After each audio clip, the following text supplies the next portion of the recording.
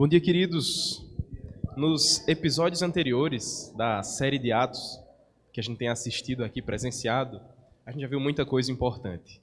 Mas, especialmente na semana passada, a gente falou sobre a descida do Espírito Santo e um evento único na história, que foi o dom de línguas ali manifesto entre os homens. O professor está aqui, se ele quiser vir fazer o resumo do episódio anterior, mas nós vimos algo muito interessante. Naquele momento, se você puder abrir sua Bíblia em Atos 2, a gente já volta para essa recapitulação. A gente vê ali que estava acontecendo o derramamento do Espírito e os homens começavam a entender uns aos outros. O professor Itiel certamente falou que ali havia gente de vários lugares. Havia aproximadamente, no mínimo, 16 locais diferentes representados ali. Então eram muitos dialetos, muitas línguas, muitas culturas, e normalmente as pessoas não se entendem dessa maneira. Mas ali aconteceu a descida do Espírito Santo, que fez com que cada homem pudesse ouvir na sua própria língua e entender o que o outro estava dizendo, e juntos ali foi formada uma grande igreja, e os homens louvavam ao Senhor. E aí a gente chega a um texto posterior, depois do verso 5 até o verso 13, em que os homens ficam atônitos e perplexos. Olha o que diz o verso 12. Verso 12, isso mesmo. Todos atônitos e perplexos interpelavam uns aos outros: o que quer dizer isso? Outros, porém, zombando, diziam: estão embriagados. É essa cena que está acontecendo. Veio a descida do Espírito Santo, os homens, alguns dizem: que maravilha, estamos vendo aqui, acho que o reverso da Torre de Babel, em que os homens foram confundidos e agora a gente consegue entender uns aos outros. E agora nos diziam: não, esse povo está tudo bêbado e por isso que está falando desse jeito estranho. Mas o texto que a gente vai ver agora, que é o texto da aula de hoje, é do verso 14 até o verso 36, em que a gente vai ser experimentado pelo apóstolo Pedro sobre uma verdadeira pregação. A resposta dele é uma pregação sobre tudo o que estava acontecendo ali. Ele vai dizer que ninguém estava bêbado, que aquilo na verdade era o cumprimento de algumas profecias acerca do Senhor Jesus Cristo. Vamos ler o texto? Diz assim, a partir do verso 14. Então se levantou Pedro com os 11 e, erguendo a sua voz, advertiu-os nesses termos: varões judeus e todos os habitantes de Jerusalém, tomai conhecimento disto e atentai nas minhas palavras. Estes homens não estão embriagados como vim dispensando, sendo esta a 3ª hora do dia. Mas o que ocorre é o que foi dito por intermédio do profeta Joel. E acontecerá nos últimos dias, diz o Senhor, que derramarei do meu espírito sobre toda a carne. Vossos filhos e vossas filhas profetizarão, vossos jovens terão visões e sonharão vossos velhos. Até sobre os meus servos e sobre as minhas servas derramarei o meu espírito naqueles dias e profetizarão. Mostrarei prodígios em cima no céu e sinais embaixo na terra: sangue, fogo e vapor de fumaça. O sol se converterá em trevas e a lua em sangue, antes que venha o grande e glorioso dia do Senhor. E acontecerá que todo aquele que invocar o nome do Senhor será salvo. Varões israelitas, atendei a estas palavras. Jesus, o Nazareno, varão aprovado por Deus diante de vós com milagres, prodígios e sinais, os quais o próprio Deus realizou por intermédio dele entre vós, como vós mesmos sabeis. Sendo este entregue pelo determinado desígnio e presciência de Deus, vós o matastes, crucificando por mãos de iníquos, ao qual, porém, Deus ressuscitou, rompendo os grilhões da morte, porquanto não era possível fosse ele retido por ela. Porque a respeito dele, diz Davi: diante de mim via sempre o Senhor, porque está à minha direita, para que eu não seja abalado. Por isso se alegrou o meu coração e a minha língua exultou. Além disto, também a minha própria carne repousará em esperança. Porque não deixarás a minha alma na morte, nem permitirás que o teu santo veja a corrupção. Fizeste-me conhecer os caminhos da vida, encher-me-ás de alegria na tua presença. Irmãos, seja-me permitido dizer-vos claramente a respeito do patriarca Davi, que ele morreu e foi sepultado, e o seu túmulo permanece entre nós até hoje. Sendo, pois, profeta, e sabendo que Deus lhe havia jurado que um dos seus descendentes se assentaria no seu trono, prevendo isto, referiu-se à ressurreição de Cristo, que nem foi deixado na morte, nem o seu corpo experimentou a corrupção. A este, Jesus, Deus ressuscitou, do que todos nós somos testemunhas. Exaltado, pois, à destra de Deus, tendo recebido do Pai a promessa do Espírito Santo, derramou isto, que vedes e ouvis. Porque Davi não subiu aos céus, mas ele mesmo declara: disse o Senhor ao meu Senhor: assenta-te à minha direita, até que eu ponha os teus inimigos por estrado dos teus pés. esteja absolutamente certa, pois toda a casa de Israel, de que a este Jesus que vós crucificastes, Deus o fez Senhor e Cristo. Vamos ter um momento de oração? Senhor Deus, estamos diante da Tua palavra, da palavra que fala sobre o Deus Trino, que fala do Deus Pai que nos amou, do Filho que morreu por nós e do Espírito que foi derramado e tem nos santificado e tem nos preservado. Te pedimos que possamos contemplar a Tua majestade, a Tua beleza, através desse texto aqui exposto. Essa é a nossa oração em nome de Jesus. Amém. Queridos, a gente vive em um tempo relativamente complicado quando o assunto é pregação. Você tem pregação de todo tipo, de todo tamanho, de todos os gostos, com mulher pregando, com homem pregando, talvez com bicho pregando. Você pode encontrar de tudo. Você vai ter púlpito grande, púlpito pequeno, luz acesa, luz apagada, banquinho ao invés do púlpito, vai ter fundo musical, vai ter gente que não tem fundo musical, vai ter gente que fala sobre coaching, vai ter gente que fala sobre prosperidade, vai ter pregação sobre copo d'água, vai ter pregação sobre iPhone 10. Você encontra tudo. É uma bagunça.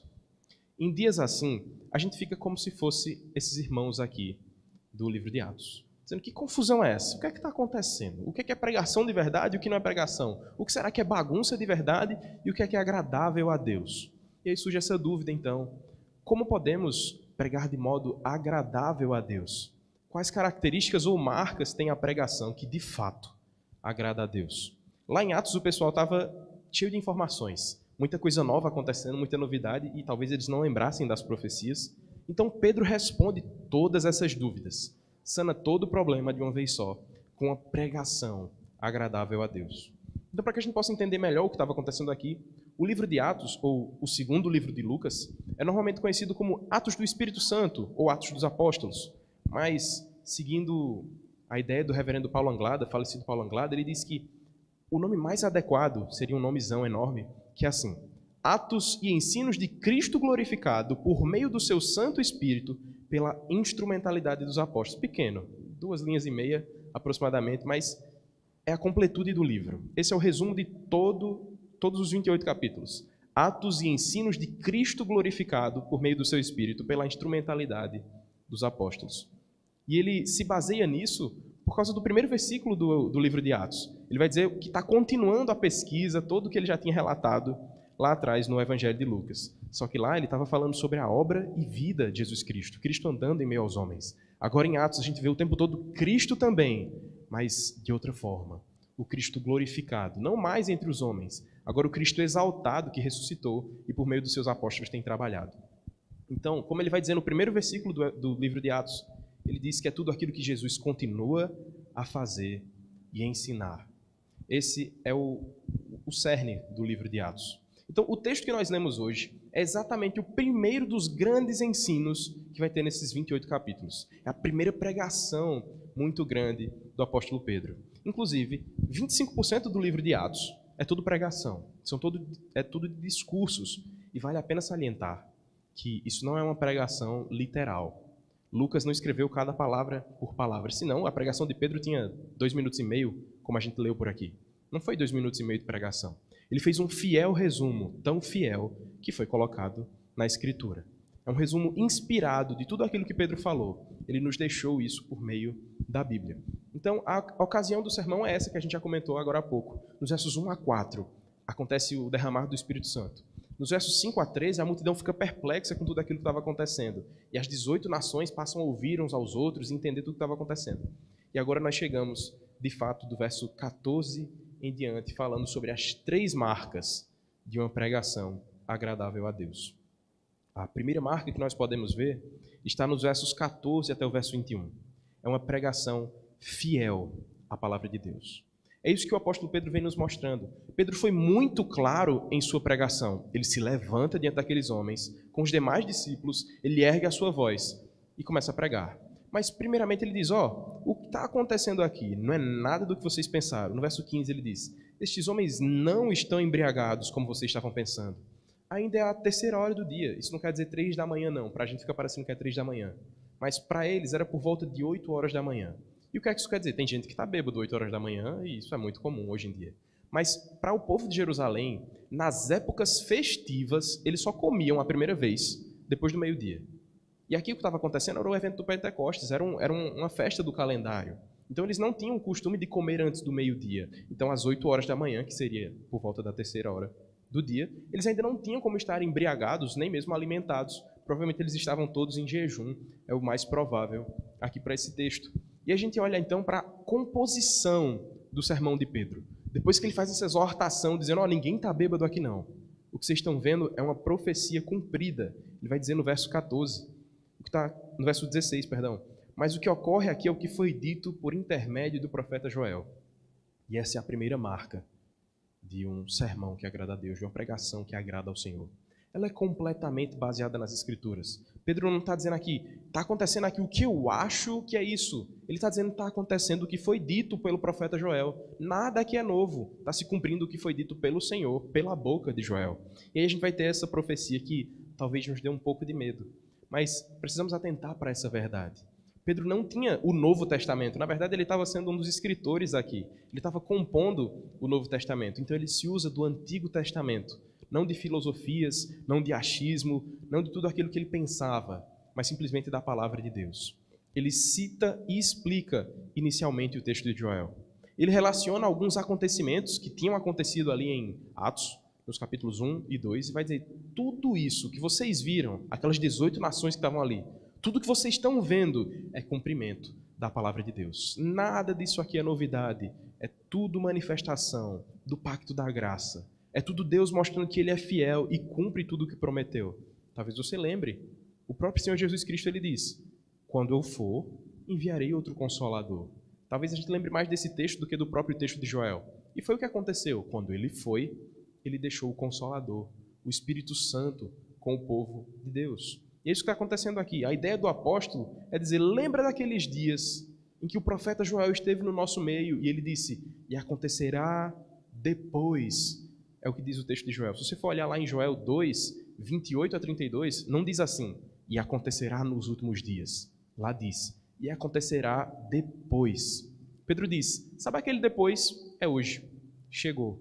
Nesses últimos dias que nós estamos vivendo, o Espírito veio sobre nós. O Espírito Santo está com a igreja e agora a gente pode desfrutar de toda essa bênção que é ter o Espírito Santo sobre nós. Aqueles homens e mulheres que estavam ali em Jerusalém, estavam diante dos últimos passos da redenção. Era como uma grande peça teatral que estava chegando nos seus últimos atos. A descida do Espírito é um desses atos. Aqueles homens estavam vendo esse cumprimento. Por isso que Pedro demonstra que aquela profecia de Joel, que estava sendo cumprida, era simplesmente a palavra de Deus, eficaz e efetuada diante de todos. O Espírito Santo seria derramado, é a primeira marca dessa profecia. Ele diz, acontecerá nos últimos dias que derramarei do meu Espírito sobre toda a carne.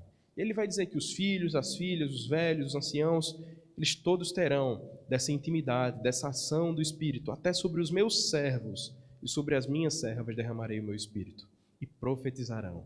E aí a gente já pode pensar num glória a Deus dentro do coração, mas eu queria esclarecer uma dúvida.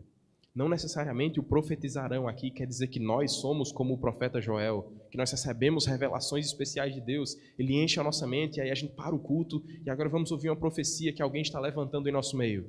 Não é muito bem isso aqui que está sendo dito. Não é isso aqui que está acontecendo no livro de Atos. Na verdade, a gente não pode dizer que hoje nós temos profetas como tivemos, por exemplo, no Antigo Testamento.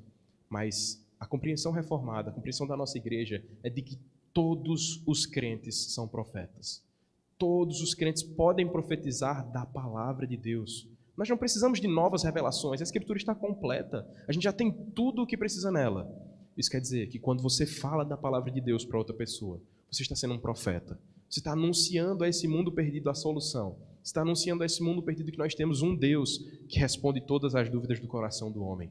Assim você pode ser um profeta. E é por isso que mesmo que esse texto aqui esteja falando sobre uma pregação eficaz, e você pensa, mas eu não sou pastor, mas você é um profeta de Deus. Você tem essa responsabilidade de anunciar, de pregar o evangelho. Assim, você também precisa dessas marcas de uma pregação agradável a Deus. E a primeira delas é que essa pregação agradável a Deus é fiel à palavra de Deus. Então precisamos de toda intimidade com a Escritura. Precisamos dominar muito bem esse livro que temos em mãos ou no aplicativo do celular, para que nós possamos pregar fielmente, anunciar fielmente esse Deus que vive e reina para todo sempre. Então não entenda aqui quando ele diz que profetizarão, como se fossem novas revelações, como se eu fosse falar de alguma coisa nova que não está escrita na palavra de Deus. É muito mais prudente nós acreditarmos nos profetas que se levantam anunciando a palavra, como nós temos aqui em nosso meio. Os nossos pastores profetizam de Deus para nossas vidas, eles leem a palavra de Deus, eles abrem o texto, explicam o texto, aplicam o texto ao coração dos ouvintes, que somos nós. E aí nós podemos lembrar do que Lutero explicou sobre esse texto. Lutero, explicando o que seria o dom de profecia, ele diz o seguinte: o dom de profecia nada mais é do que o conhecimento de Deus através de Cristo, que o Espírito Santo acende e faz queimar através da palavra do Evangelho. Profecia é a pregação bíblica. Essa é a profecia, de acordo com Lutero, com os reformadores, com a nossa igreja. A gente tem essa compreensão. Toda profecia é, de fato, aquilo que é manifestado da palavra de Deus, que vem de Deus para o povo de Deus. Assim, amados, a primeira marca de uma pregação eficaz, de uma pregação agradável a Deus, é a fidelidade à palavra. Por isso, seja um mensageiro fiel. Pregue, anuncie a grande obra de redenção. Busque anunciar essa salvação de Deus a esse mundo. Pregue sobre o plano eterno de Deus. Leve essa mensagem citando o Novo, o Antigo Testamento. Proclame que Deus é digno de todo louvor.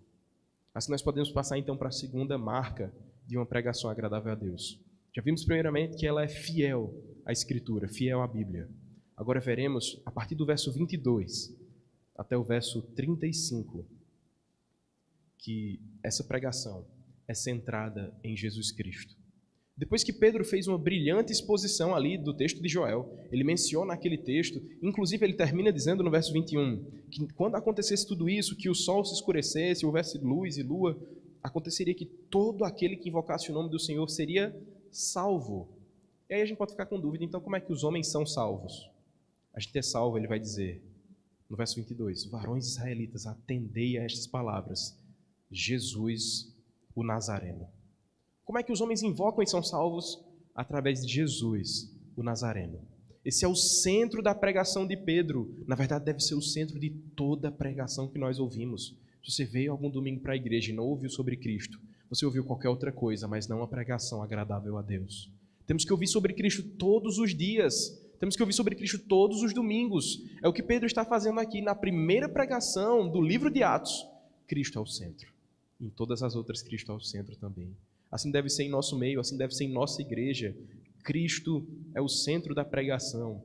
Observe os versos 22 a 24. Ele vai fazer um breve testemunho sobre Jesus Cristo. Olha o que ele diz. Jesus Cristo, Jesus o Nazareno, varão aprovado por Deus diante de vós com milagres, prodígios e sinais, os quais o próprio Deus realizou por intermédio dele entre vós, como vós mesmos sabeis, sendo este entregue pelo determinado desígnio e presciência de Deus, vós o matastes, crucificando por mãos de iníquos, ao qual, porém, Deus ressuscitou, rompendo os grilhões da morte, porquanto não era possível que ele fosse retido por ela.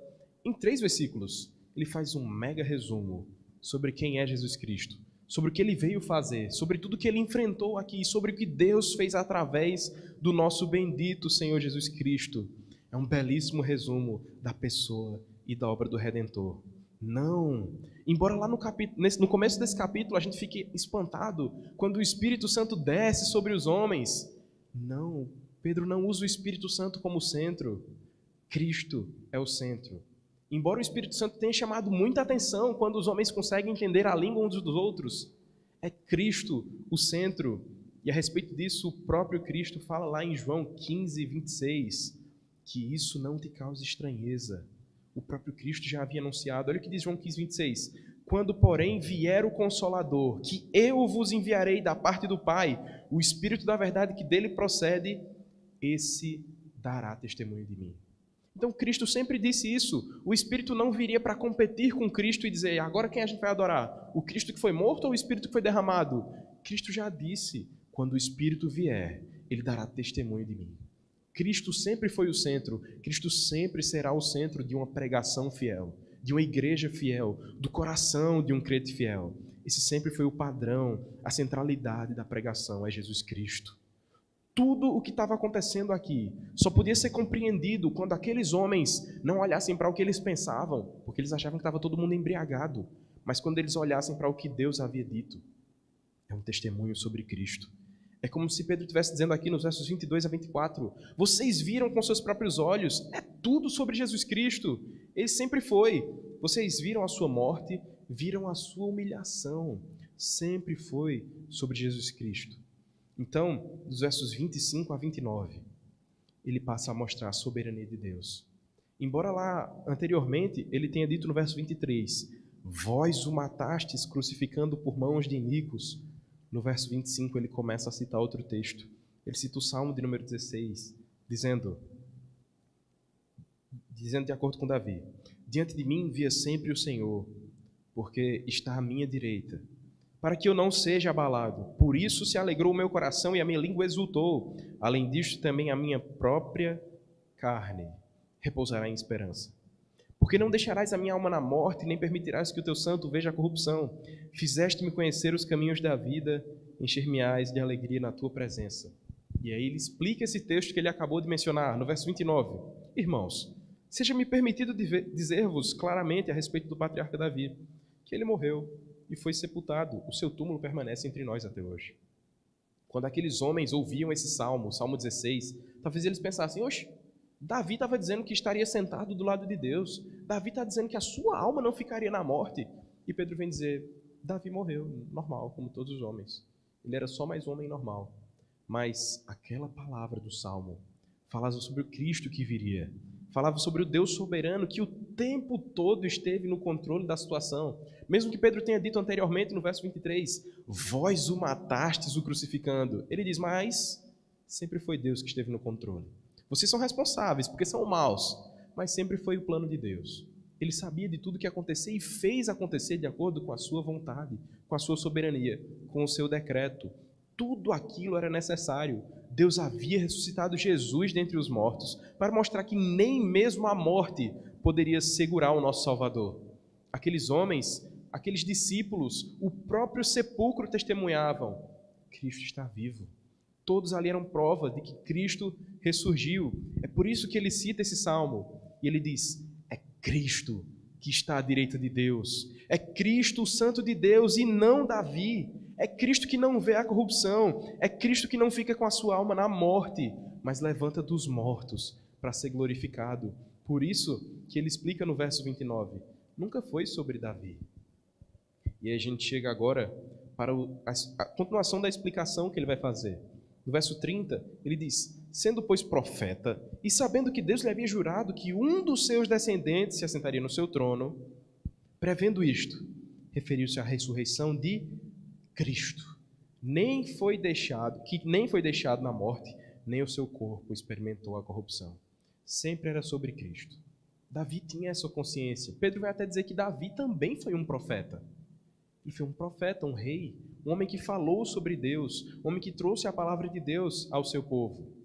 Por isso, que no verso 32 ele diz, a este Jesus, Deus ressuscitou, do que todos nós somos testemunhas. O 33, exaltado, pois, à destra de Deus, sendo recebido do Pai a promessa do Espírito Santo, derramou isto que vedes e ouvis. Ele fechou com chave de ouro.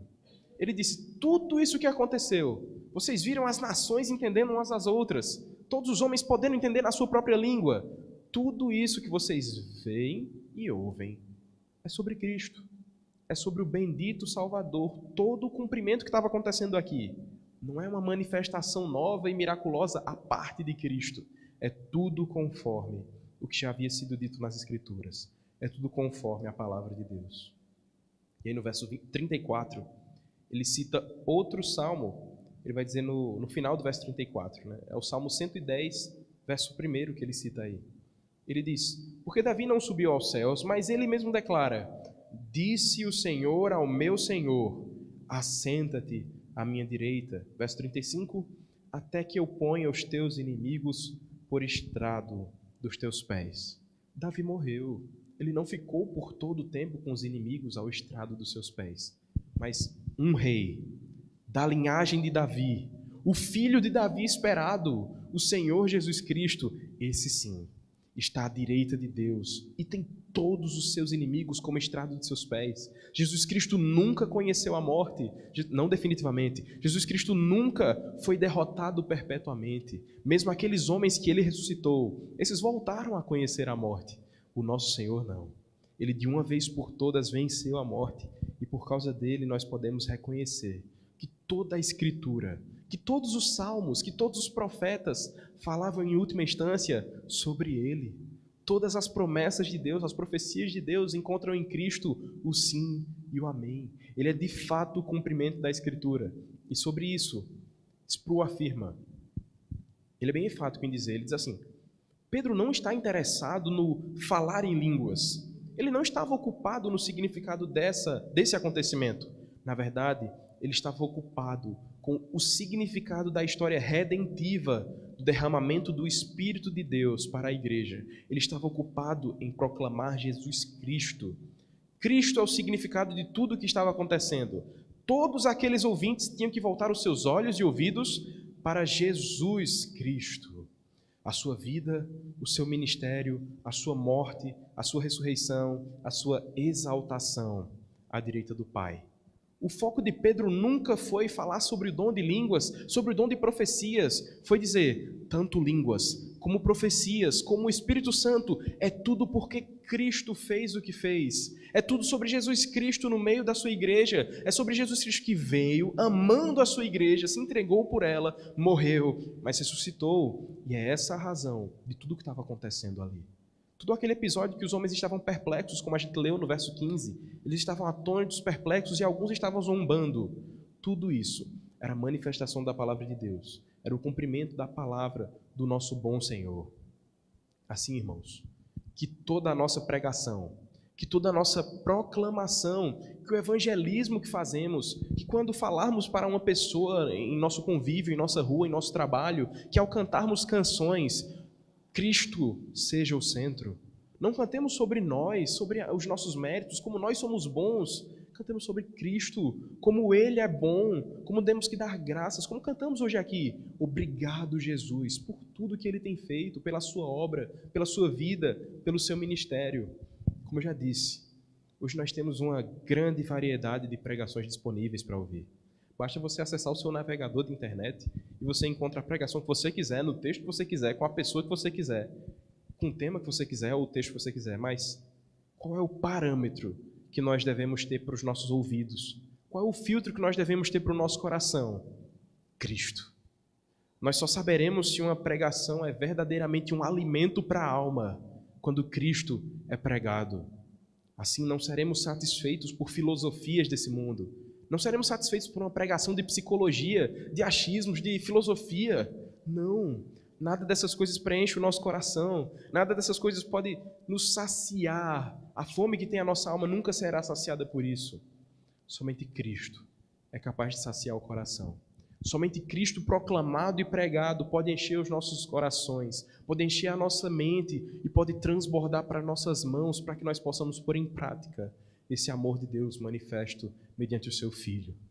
Assim, nós já vimos duas marcas de uma pregação agradável a Deus. Já vimos, primeiramente, que uma pregação agradável a Deus ela é fiel à Escritura, é fiel à Bíblia.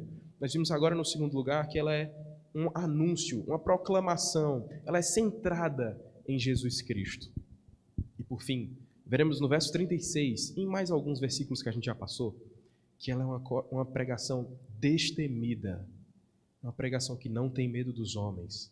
É uma pregação que não tem medo do que pode acontecer. Ora, nem sempre é fácil pregar. Eu imagino como deve ser difícil aos pastores, por exemplo, quando eles passam por algum texto que está falando sobre salário de pastor e eles vêm e têm que pregar aquele texto. Deve ser muito constrangedor, talvez, para os pastores terem que falar sobre o próprio salário. Deve ser muito difícil, por exemplo, para um pastor ter que falar sobre algum texto que fale sobre modéstia, quando talvez as irmãs não estejam usando roupas tão modestas. Tem alguns textos que são difíceis de pregar.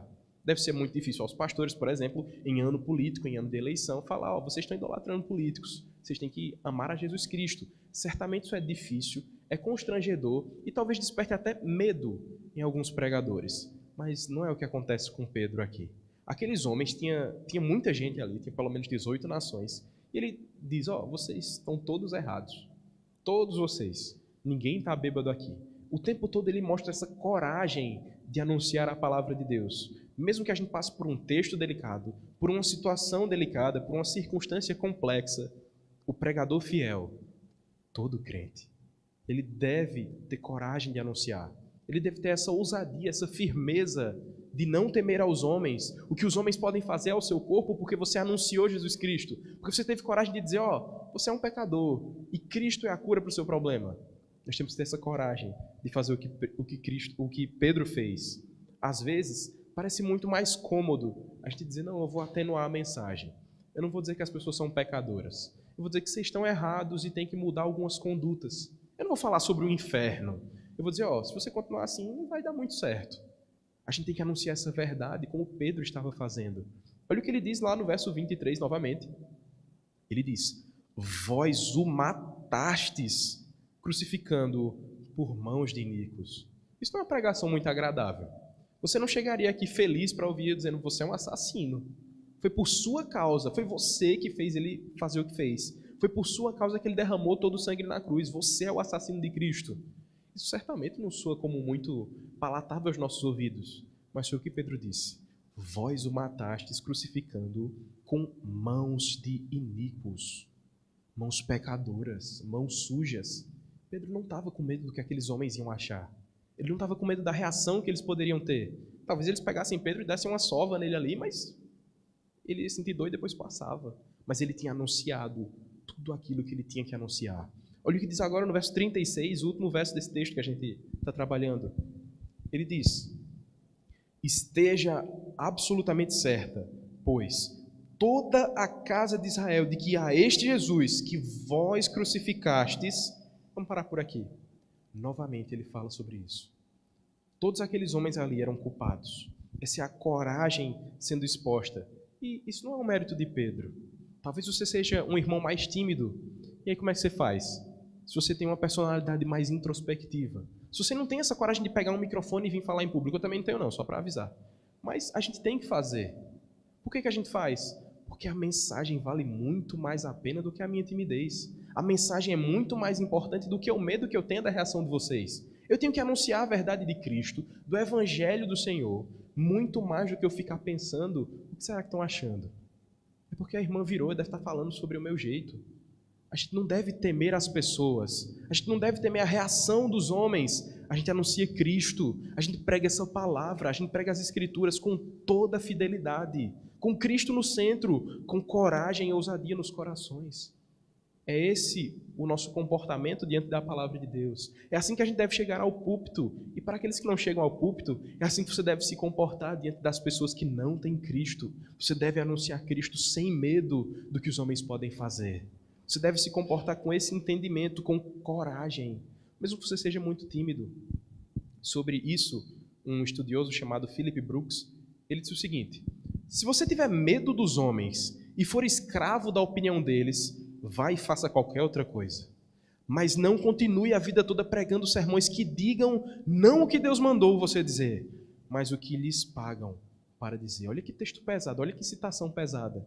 Se você tem vergonha de falar da palavra de Cristo, da palavra de Deus, vai e faça qualquer outra coisa.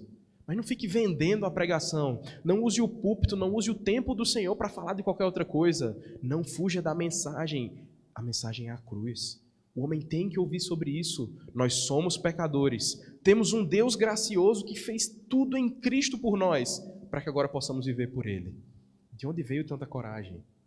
De onde veio tanta ênfase aqui na vida de Pedro? Tudo bem que a gente conhece Pedro um pouco e sabe que ele já tinha uns ímpetos meio fortes. Ele era um homem meio ousado por natureza, ele gostava de uma espada.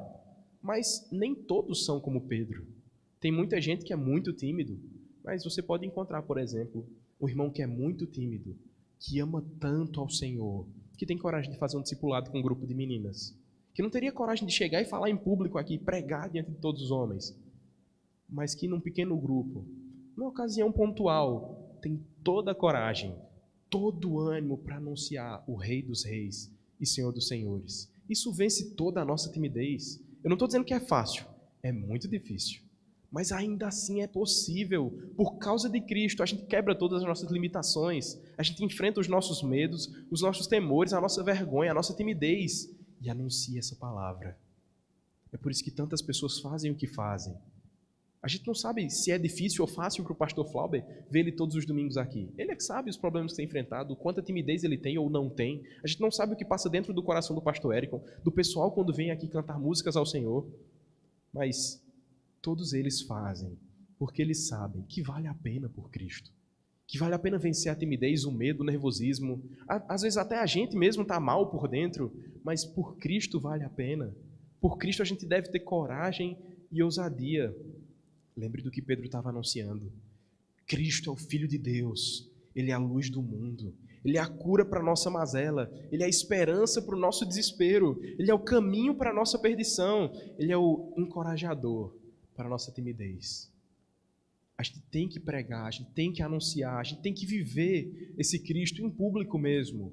A gente não pode ter uma fé secreta, uma fé que teme aos homens. Se Pedro tivesse dado lugar aqui ao medo, àquela situação toda, ele não teria feito essa pregação fantástica.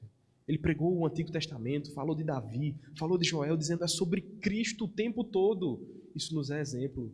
Assim, sejamos destemidos pregadores da palavra de Deus. Querido, lembre, a mensagem é mais importante que o mensageiro. Cristo vale a pena. Ao pregar, ao evangelizar, ao ensinar, lembre sobre quem e sobre o que você está falando.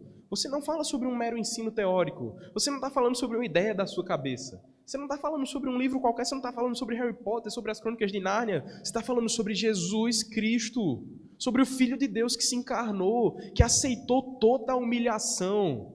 É o bendito servo sofredor. É sobre ele que a gente prega. Por isso, vale a pena. Pregue o Deus vivo e verdadeiro que deu a sua vida por você. Pregue sobre esse Deus que nos anima e nos encoraja. Assim, nós poderemos pregar com toda ousadia, com toda firmeza, com toda atitude de coragem em nosso coração também. Teremos a mesma coragem que Pedro, não porque a gente é ousado e destemido como Pedro, mas porque o nosso Cristo nos dá esse ânimo para que possamos pregar a palavra. Querido, eu gostaria de encerrar com apenas 3 lições sobre como nós podemos pregar de modo agradável a Deus. Primeira delas, conheça cada vez mais a Escritura. Imagina o que seria desse sermão de Pedro se não tivesse o texto de Joel, não tivesse o Salmo 16, nem tivesse o Salmo 110. Tinha ficado acho que umas 2 linhas, pelo menos do resumo aqui que Lucas fez. Tinha ficado umas 2 linhas. A nossa pregação é baseada na Escritura. Aquilo que você vai falar aos homens carentes de Deus, aquilo que você vai anunciar a esse mundo perdido, tem que ser baseado na Escritura. E como você pode citar a Escritura se você não conhece? Como você pode anunciar a Bíblia se você não estuda a Bíblia? Isso não é um privilégio meu, na verdade é uma responsabilidade minha também, de vocês todos. Não é do pastor, do seminarista, o dever e o direito de ler a Bíblia, é de todos os crentes. Todos nós somos profetas de Deus nesse sentido. Todos nós temos que anunciar a esse mundo.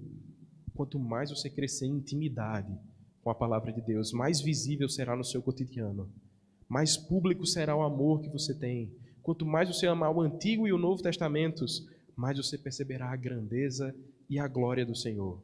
Por isso, ame a palavra de Deus. Tenha em alta estima esse tesouro que Deus nos concedeu. Ame a palavra e pregue a palavra de Deus. Segunda lição que temos aqui nesse texto, sobre como podemos pregar de modo agradável a Deus, é: seja intencional ao falar de Cristo. Pedro não fugiu desse tema, ele não fugiu da pessoa e da obra de Cristo. Muitas vezes a gente pode olhar para uma história e não enxergar Cristo rapidamente naquela história. Por exemplo, você vê uma história que fala sobre uma arca muito grande que entrou casais de animais ali. Onde é que está Cristo nessa história? Como é que eu posso pregar esse texto se ele não está falando, não tem Jesus Cristo escrito ali? Eu devo entender o grande plano de Deus. Ali era Deus preservando os homens através de uma grande arca. Mas você sabe o final da história. Aquela arca não preservou os homens de fato de sua própria maldade. Mesmo os homens que estavam ali dentro da arca tinham também a semente do pecado em seu coração. A arca serviu para salvar os homens? Serviu, mas só da água, não do seu próprio coração, não da maldade que havia dentro dos homens. E onde é que nós encontramos uma arca perfeita que nos livra não só da água, mas de todo o pecado, da condenação e da escravidão do diabo? Jesus Cristo. Ele é muito mais seguro que a arca. Nele nós somos muito mais abrigados. Assim devemos perceber Jesus Cristo em todos os textos, em todas as histórias. Spurgeon, ele diz que todas as ruas da Inglaterra levam a Londres. E ele diz que da mesma maneira, todos os textos bíblicos, todas as histórias da palavra de Deus falam também sobre Cristo. Por isso, seja intencional ao falar sobre esse Senhor e Salvador. Ele é o centro do plano de Deus, Ele é o centro da nossa vida, Ele é o centro da nossa pregação. Demonstre a esse mundo que Cristo é o Filho de Deus. Demonstre a esse mundo intencionalmente que Cristo é a única esperança para esse mundo perdido. Por fim, nós chegamos à terceira lição que esse texto nos ensina sobre como podemos pregar de modo agradável a Deus. E é a seguinte: pregue com amor e obediência, corajosamente. Não tenha medo do que as pessoas vão dizer. Eu queria poder dizer que é muito fácil estar aqui, que eu tenho essa personalidade naturalmente e venho aqui com a maior tranquilidade do mundo. Não. Só o púlpito sabe quanto minhas pernas estão balançando aqui. E pastor Érico, ele também passa por isso. Mas não é fácil, mas a gente tem que fazer por amor, por obediência e com coragem.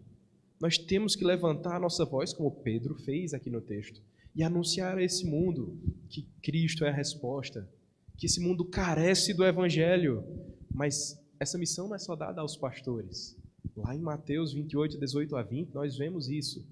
Todos os crentes devem ir e pregar o Evangelho. Todos os crentes são chamados a essa missão: olhar para os perdidos, olhar para os escravizados pelo pecado, pelo diabo, pelo mundo, e com amor, com temor, mas com coragem, pregar esse Evangelho da salvação. Assim, eu gostaria de concluir dizendo que o mundo precisa saber que, querendo ou não, um dia todos vão estar diante de Cristo. Um dia todos os homens estarão ou em gratidão ou de joelhos com medo diante do nosso Senhor. E nós que somos a sua igreja devemos anunciar essa verdade.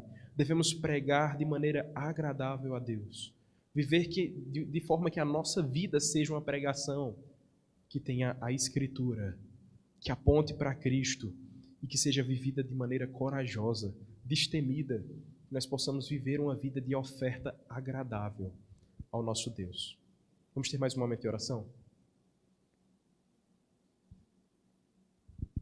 Senhor Deus, estamos diante da Tua Palavra e Te agradecemos pela pregação de Pedro, que hoje nós podemos ouvir e ver um pouco registrado aqui. Te agradecemos porque, como lemos no texto, o Cristo que foi morto, que foi crucificado por mãos iníquas, que nós matamos, Deus o ressuscitou, que o Senhor o ressuscitou. O Senhor o colocou assentado à sua direita, de onde Ele olha para o seu povo com todo amor, com todo carinho, com todo zelo. Te agradecemos por esse bendito Cristo que enviou o Consolador, o Espírito Santo que trabalha em nós a regeneração, a santificação. Te agradecemos pelo amor do Pai, que foi manifesto através do Filho. Te pedimos, Senhor, que o Senhor nos ajude a pregar de maneira agradável ao Senhor. Não só aqui no púlpito, mas em todos os ambientes da nossa vida. Que nossa vida seja vivida como uma pregação ao Senhor. Que no nosso trabalho, que ao atender clientes, que ao falar com estudantes, que ao falar com pessoas conhecidas, com nossos familiares, possamos anunciar a Tua palavra. Que a nossa vida revele Cristo a esse mundo caído e que nós tenhamos toda a coragem de pregar intencionalmente esse Evangelho. Assim te oramos para a Tua glória, te pedindo que o nome do Senhor seja manifestado aos homens. Em nome de Jesus. Amém.